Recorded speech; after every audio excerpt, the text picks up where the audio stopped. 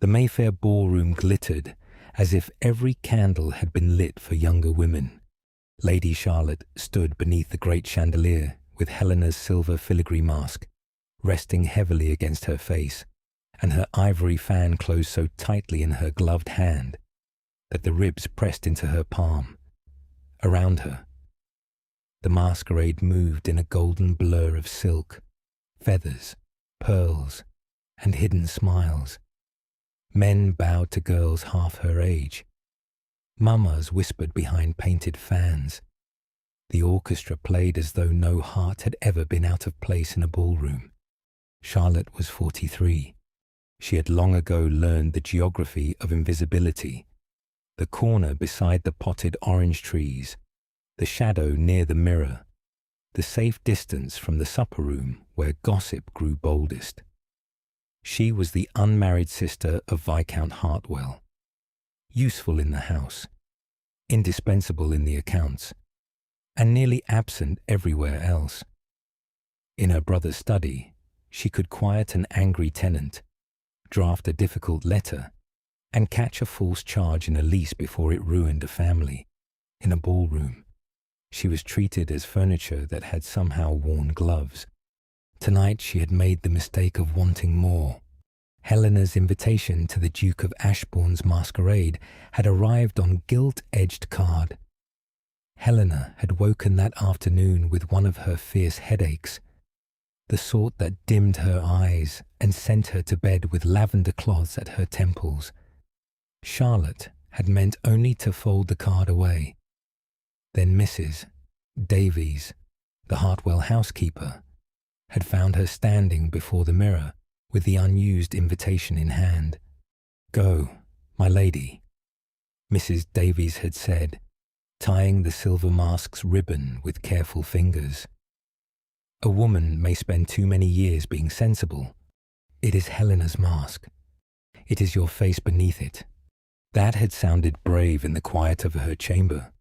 Before leaving Hartwell House, Mrs. Davies had tucked a folded handkerchief into Charlotte's reticule. It was plain lawn, edged with mended lace, and faintly scented with lavender. "For your nerves, my lady," the housekeeper had said. "My nerves are not invited." "No, but they are certain to attend." Charlotte had almost laughed then. Now, in the ballroom, she felt the handkerchief through the silk of her reticule and took strength from the absurd, steady kindness of it. Mrs. Davies had been with the family long enough to know that courage was rarely grand. Sometimes it was a square of clean linen pressed into a frightened woman's hand before she walked into a room that had never once welcomed her. Here, beneath 1,000 eyes, courage felt much thinner.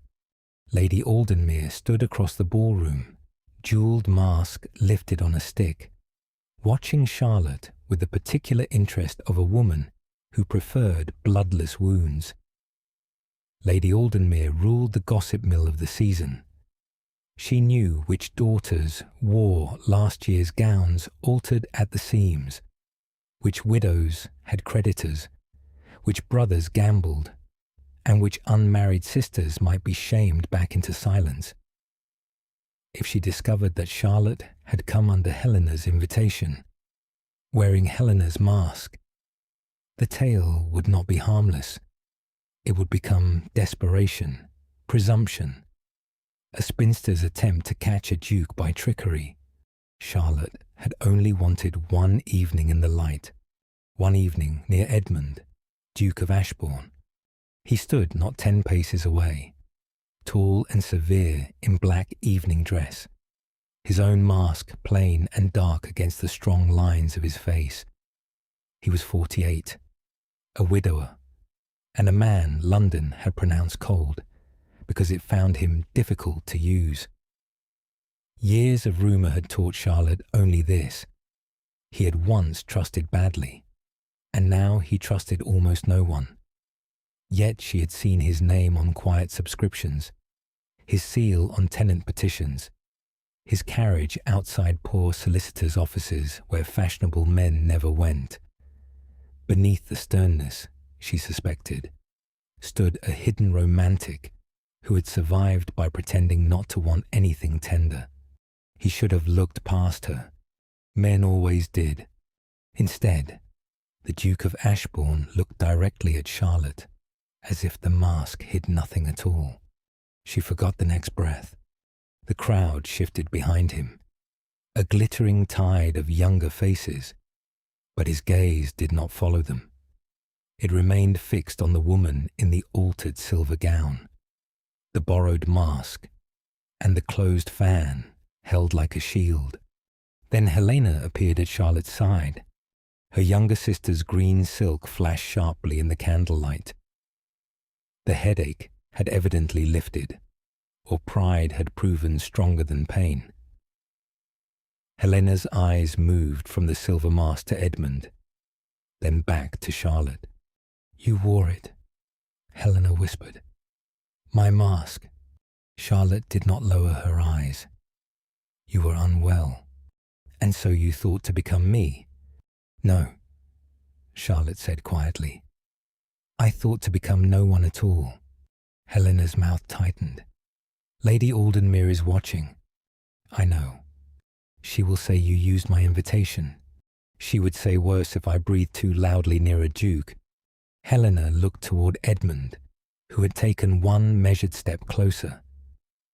For the first time that evening, uncertainty disturbed her lovely face. "Charlotte, this will not be kind." Charlotte opened her fan to steady her hand. "It has never been kind. That is not new." Edmund stopped before them. The nearest conversations thinned. Lady Aldenmere's fan paused mid-air. Charlotte felt the ballroom narrow until it contained only candlelight, silk, and the space between the Duke and herself. He bowed, not to Helena, not to the brighter sister society expected him to notice, but to Charlotte. "My lady," he said, voice low enough to belong to the shadows and clear enough to alter the room.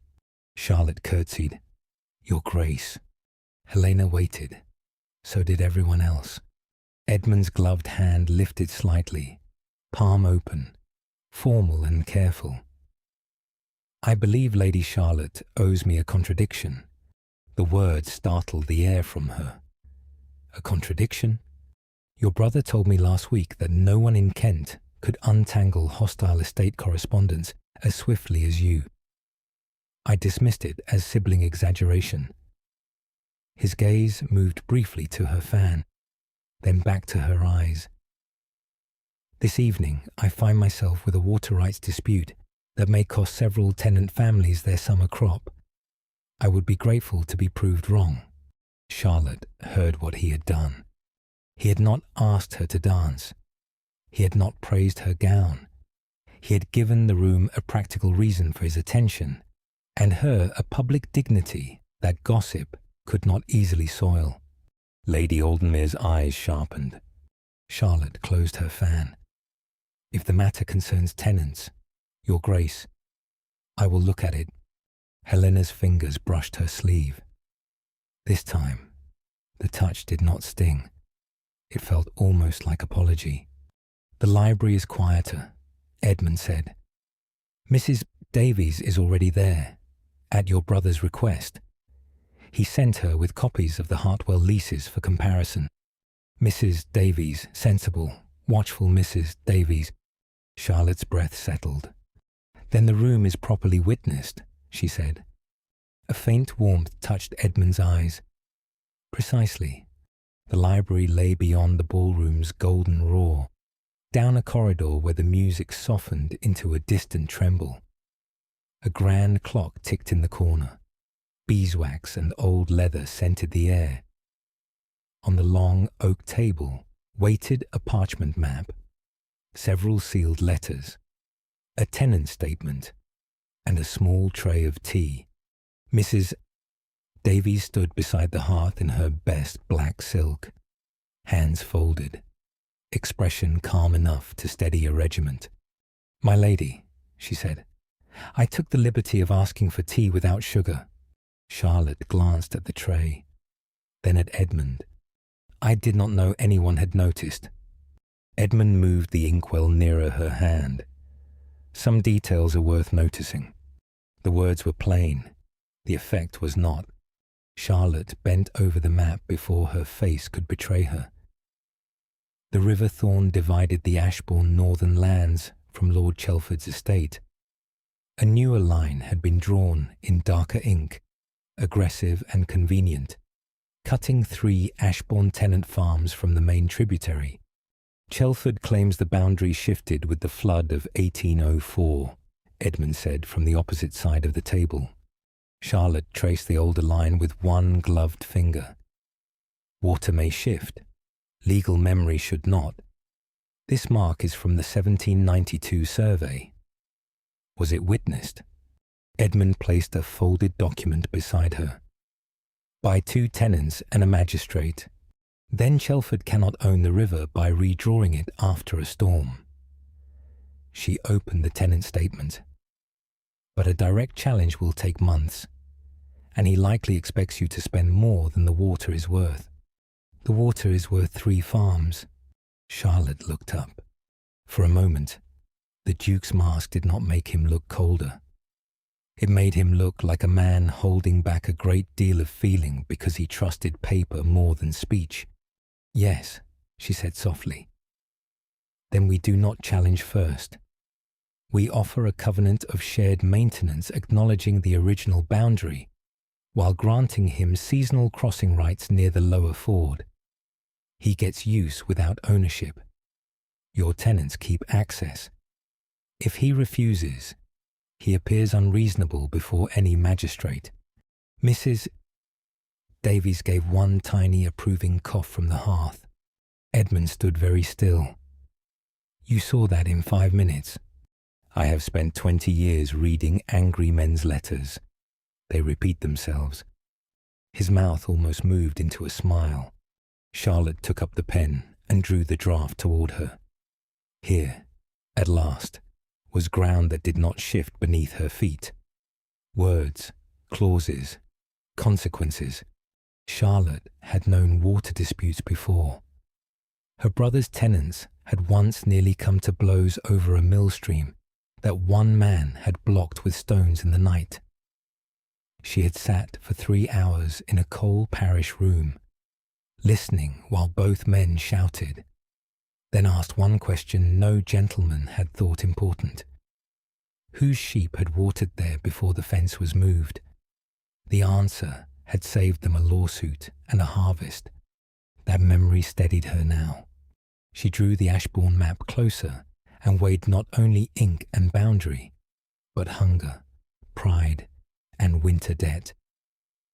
The tenant's statement was from a man named Robert Vale.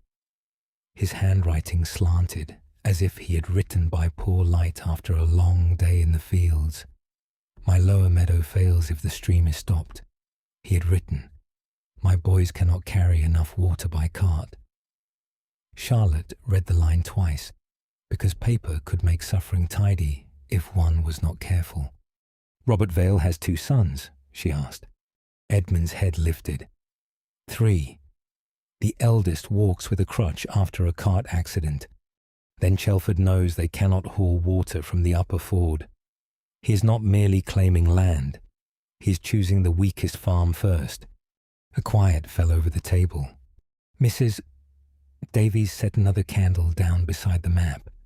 Charlotte dipped the pen and wrote a new clause, slower this time, making each word do the work of a gate barred against cruelty. She crossed out 2 pompous lines in the solicitor's first version and wrote in a cleaner hand. "No shared use shall be interpreted as surrender of boundary, title, or customary tenant access to the Thorn water." Edmund read the sentence. "That," he said, "is a blade wrapped in linen." Charlotte kept her eyes on the paper. "A useful blade, I hope. The most useful one in the house." The fire clicked softly. Mrs. Davies poured tea. Edmund took the cup meant for Charlotte and set it beside her notes without sugar. He did not move too close. He did not crowd her at the table. When the unlit side of the room chilled, he added a single log to the hearth and returned to his place before the warmth reached her shoulders. For half an hour, the ballroom might have belonged to another world. Then the library doors opened sharply. A young clerk from Edmund's solicitor stood there, breathless, his coat speckled with rain. "Your Grace, Lord Chelford's man has gone to Mr. Harbury with notice. If no counter-covenant reaches the office by noon tomorrow, Chelford will petition Chancery and begin work under colour of his claim." The room tightened. Charlotte's pen stopped. A theory was one thing. A document that might decide the fate of 3 farms by morning was another. If she failed, no one would blame the Duke's solicitor first. They would remember the masked spinster who had meddled beyond her station. The old arithmetic returned. 4th daughter, no fortune, no title of her own, wearing another woman's mask. Edmund's gaze dropped to her hand, where the pen had begun to mark a small dot of ink against the page. "Lady Charlotte," he said, quieter now, "will you finish the covenant?" He did not say must. He did not say for me. "Will you?" Choice steadied her more than reassurance. Charlotte drew the paper closer. "Mrs. Davies, another candle, if you please. Your Grace, I need the original tenant statement and the 1792 witness names. Clerk, sit down before you fall into the map. You may copy when I am done." The clerk obeyed. So did the Duke. The clerk began to copy, but his hand shook from haste and damp. Charlotte noticed the dropped word before the line was finished. "Not may remain," she said. "Shall remain. May is a courtesy. Shall is a door with a lock." The clerk flushed. "Yes, my lady." Edmund looked from the copy to her face. "You hear weakness in single words." "I have had to," Charlotte said. "Women without fortune learn early that the wrong word in a document can become a wall." He did not answer with flattery. He turned to the clerk. "Write it as Lady Charlotte says." The small obedience moved through her more deeply than praise. He had not made a display of belief. He had placed her correction into the document that would leave his house under seal. By the time the ballroom struck midnight, Charlotte had drafted the covenant. Edmund had sealed a covering letter, and the clerk had copied both in a fair hand. Mrs. Davies sanded the ink herself with the solemnity of a church rite. Edmund read the final line aloud. "Customary tenant access shall remain uninterrupted until such time as all parties, before witness, agree otherwise." Charlotte nodded. "That forces him to reveal whether he wants fairness or control. Then let him reveal himself." The documents were dispatched under Edmund's seal. Only then did Charlotte allow herself to breathe. They left the library by the side corridor, Mrs. Davies behind them. The ballroom doors stood open ahead, spilling music and candlelight over the marble. Before Charlotte could cross the threshold, Lady Aldenmere appeared beside a marble pillar, her jewelled fan lifted like a weapon. "So this is where our vanished lady has been," she said, voice carrying just far enough. "How enterprising. A borrowed invitation, a borrowed mask, and now secret counsel in a duke's library. At 43, one must admire desperation when it remains so energetic." Every word found its mark. Several guests turned. Helena, near the supper room, went pale. Charlotte felt the ribbon of the mask against her hair like a noose. If she answered too sharply, she would confirm vulgarity. If she stayed silent, Lady Aldenmere would own the story by morning. Edmund stepped forward. but Charlotte lifted her fan slightly. Not yet. She faced Lady Aldenmere herself. You are mistaken in one matter, Charlotte said. Her voice did not rise, yet the nearest guest quieted to hear. The council was not secret. Mrs. Davies was present. The subject was not romantic. It was a legal covenant concerning tenant water rights, and the mask, though borrowed, hides nothing I am ashamed of. Lady Aldenmere's smile sharpened. Then remove it. The corridor went still. There was the trap. If Charlotte refused, she was afraid. If she obeyed, she became spectacle. Edmund's voice came low beside her. You do not owe her a performance.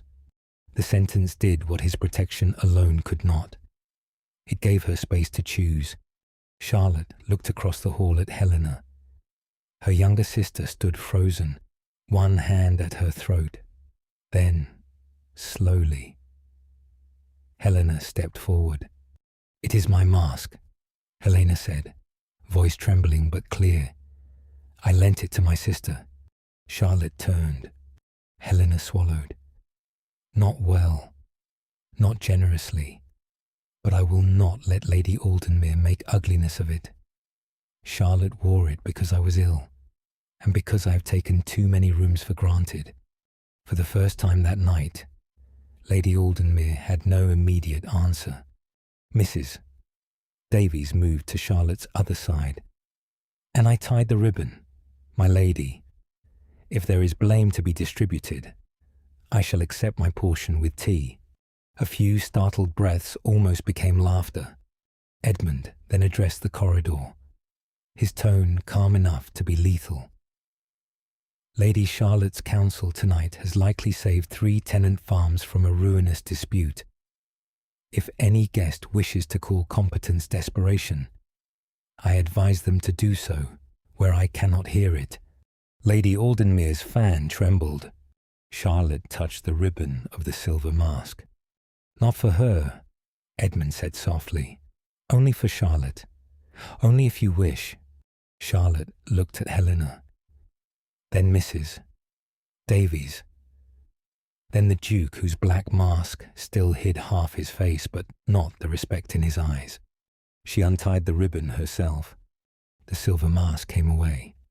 No thunder sounded. No chandelier fell. The ballroom did not burst into laughter. Charlotte stood barefaced beneath the candlelight. 43, tired, intelligent, and no longer hidden. Edmund watched her, as if the room had just become honest. Then he reached up and removed his own black mask.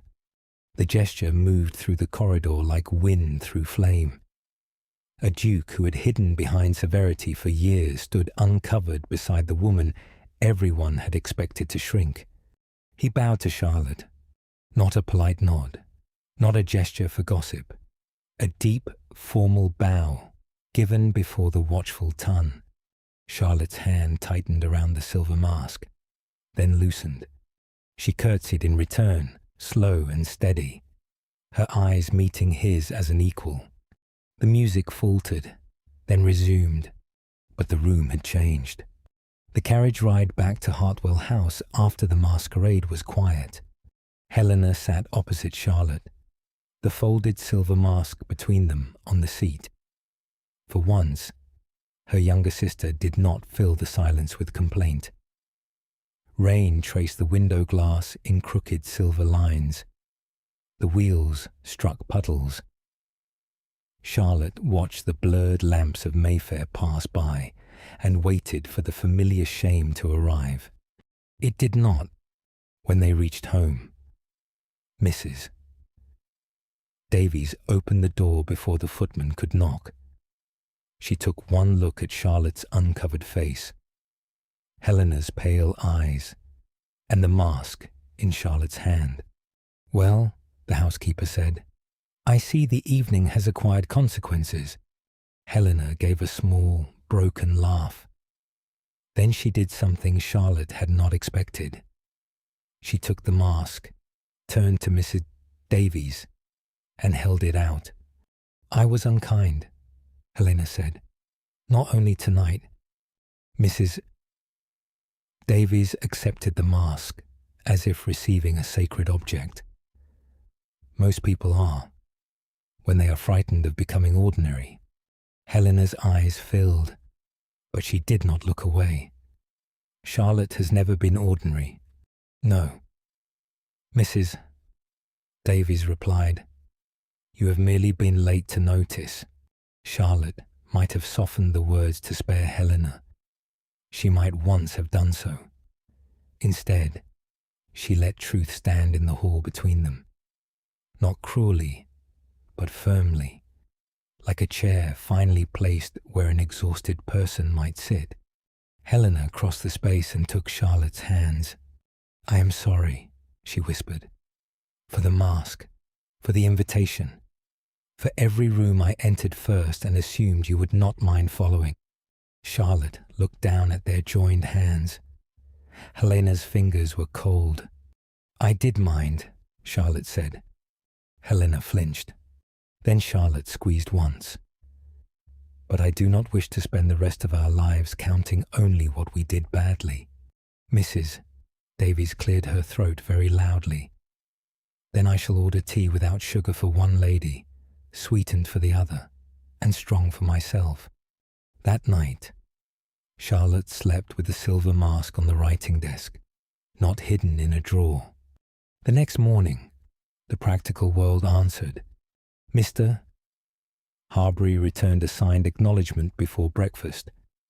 Lord Chelford, faced with the covenant Charlotte had drafted, and 2 tenant witnesses Edmund had summoned at dawn, accepted shared maintenance while conceding the original boundary. The 3 Ashbourne farms kept their access to the River Thorn. The lower ford would be repaired before harvest. Charlotte read the notice in Edmund's library with Mrs. Davies and Helena beside her. The notice came folded inside Edmund's own hand, but the proof belonged to the tenants. Robert Vale had added a mark beneath the witness line and sent a note with it, written in the same slanted hand Charlotte remembered from the statement. "My boys watered the south field this morning. Mrs. Vale says to tell the lady with the silver mask that the ducks are grateful, though I doubt they understand law." Charlotte read that last line aloud despite herself. Helena laughed first. Mrs. Davies followed, short and pleased. Edmund, standing by the hearth, looked toward the window, but Charlotte saw the corner of his mouth move. "Ducks are notoriously poor jurists," he said. "Then it is fortunate we did not rely on their testimony." Charlotte replied. Mrs. Davies gave a satisfied nod. "There, we're at breakfast. A sure sign the house has improved." For once, no one spoke over the proof. Helena took the silver mask from the table and turned it in her hands. "I thought it made me beautiful." "It does," Charlotte said. Helena shook her head. "Last night it made you brave." "No," Mrs. Davies said. "Her ladyship was brave before the ribbon was tied. The mask merely caught up." Edmund, standing near the hearth, said nothing. He simply placed the signed covenant beside Charlotte's teacup, as if the document belonged where her hand could reach it. Over the weeks that followed, Lady Aldenmere discovered that a rumour could travel both directions. The tale of the borrowed mask did spread, but not as she intended. It carried with it the covenant, the farms, Helena's public confession, Mrs. Davies's dry defence, and the Duke of Ashbourne's bow. By June, mothers who had once overlooked Charlotte began asking whether she might review marriage settlements. By July, Viscount Hartwell had stopped calling her Dear Charlotte. Only when he needed something and began saying, "My sister manages that better than I." The change was not perfect. Society rarely repented all at once, but it learned caution. Ashbourne House learned warmth. The heavy drapes in Edmund's study were drawn back each morning. Lilacs appeared in the blue vases. The tea tray always carried 1 cup without sugar. Estate maps lay open beside correspondence, and Charlotte's handwriting moved through Ashbourne affairs with the quiet authority of rain finding dry ground.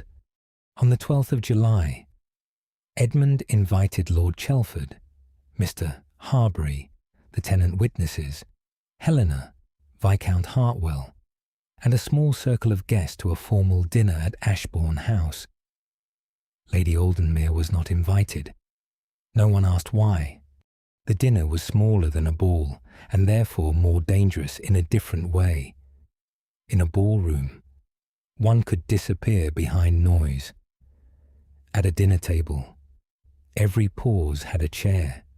Charlotte sat to Edmund's right. Helena sat across from her, and whenever Lady Fenton began to ask a question edged with curiosity, Helena interrupted with the ruthless cheer of a younger sister determined to atone. Charlotte drafted the covenant before midnight. Helena said once, before Lady Fenton could finish asking whether the masquerade had been very crowded, "I should have fainted over the first clause." "You have fainted over shorter things," Charlotte replied. Lord Chelford choked on his wine. Even Viscount Hartwell smiled. That smile mattered more than Charlotte wanted it to. Her brother had loved her in the careless way men often loved the women who made their lives possible. He had trusted her competence while forgetting to honour it. After the fish course, when Edmund passed the estate book down the table for the witnesses to see, Viscount Hartwell leaned near Charlotte. "I ought to have named your work sooner," he said. Charlotte looked at him, surprised by the strain in his voice. "Yes," she answered. He accepted the correction with a nod. "I shall do better." It was not enough to repair 20 years of being useful in silence, but it was a beginning, and Charlotte had become too honest to despise beginnings merely because they arrived late. After dinner, the signed covenant was placed in the estate book. Edmund stood before the company, but he did not speak first. He looked to Charlotte. This time, she did not wait to be called useful. He opened the estate book to the new page. At the top, in the clerk's careful hand, stood the covenant title. Beneath it were the signatures: Ashbourne, Chelford, Harbury, Vale, Tomlin, and finally Charlotte's own name as drafter and witness. For a moment, she simply looked. Her name had appeared in household accounts, in letters written for other people, in margins where usefulness was required, but credit was not. Here it stood in the body of the estate record, not hidden, not borrowed, not explained away. Charlotte placed 2 fingers lightly on the page. Ink could be a kind of sunlight. She rose, the silver mask resting on the table beside the closed fan. "The Riverthorn covenant preserves both boundary and use," she said. "It is not a victory over a neighbour. It is a promise that those who work the land will not be punished for gentleman's pride. Mr." Harbury bowed. The tenants bowed deeper. Even Lord Chelford, red-faced but contained, muttered that the arrangement was fair. Only then did Edmund stand. "Lady Charlotte has said all that matters."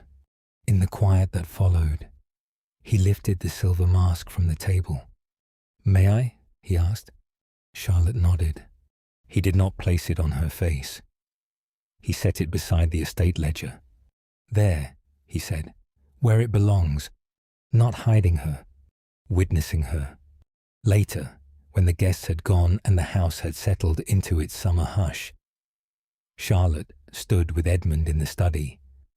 The fire was low, though the evening was warm. Beeswax, lilacs, and old paper filled the room.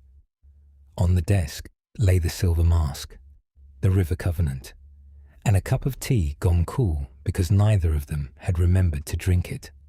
"You told me, the night of the ball, that shadows were safe," Edmund said.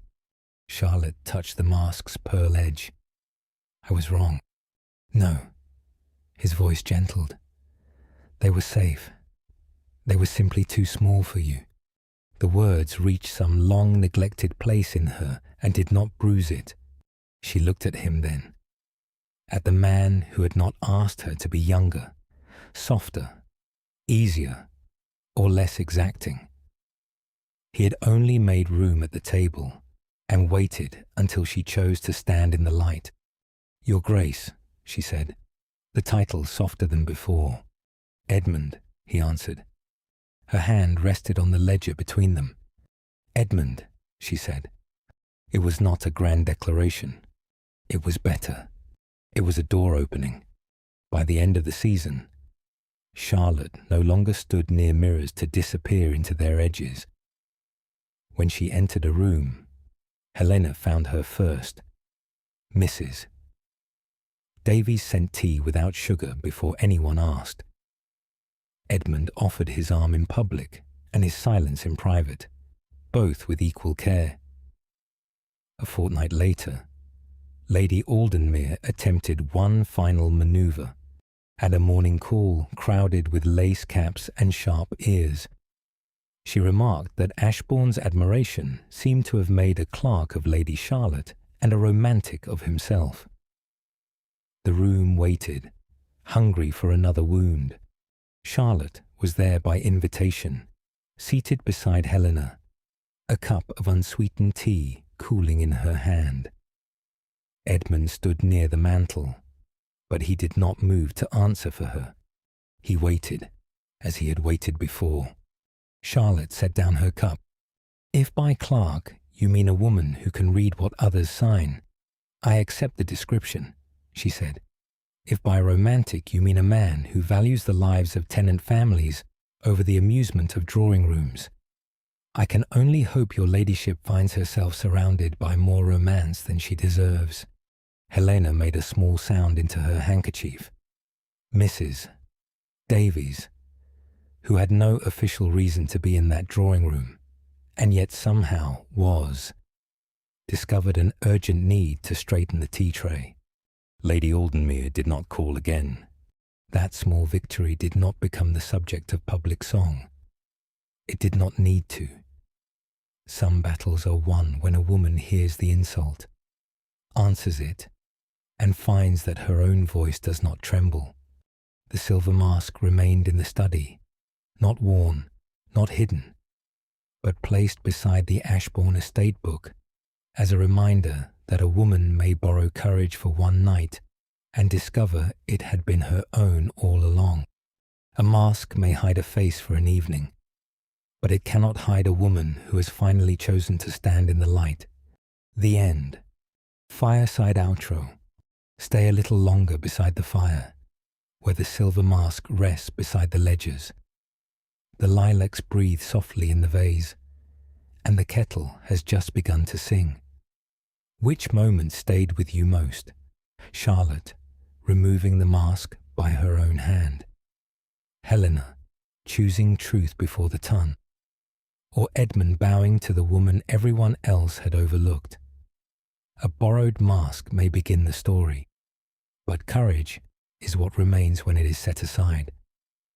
Share your thoughts below and subscribe. The kettle is always on.